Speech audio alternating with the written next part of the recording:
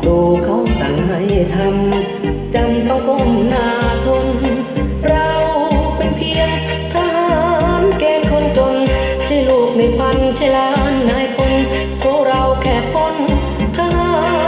ร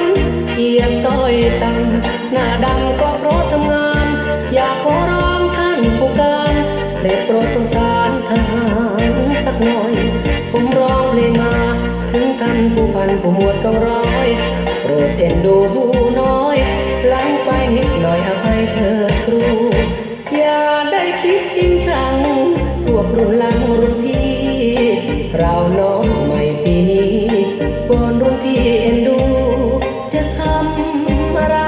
พวกผมเกรงใจคุณครูทั้งไปผิดไปอภัยเถิดครูนึกว่าอุ้มชูคัดหน้าเกียรติต้อยต่ำอยู่ใต้บังคับบัญชาหากจะใช้ให้บอกมา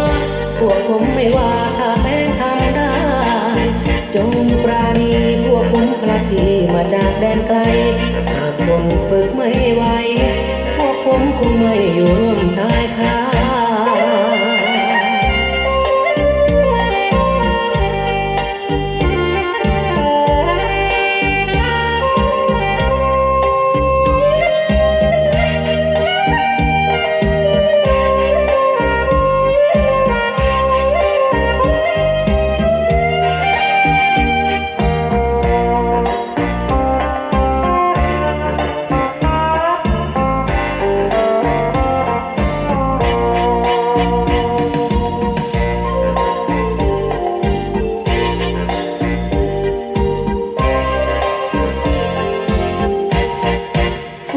แล้วใกล้ลา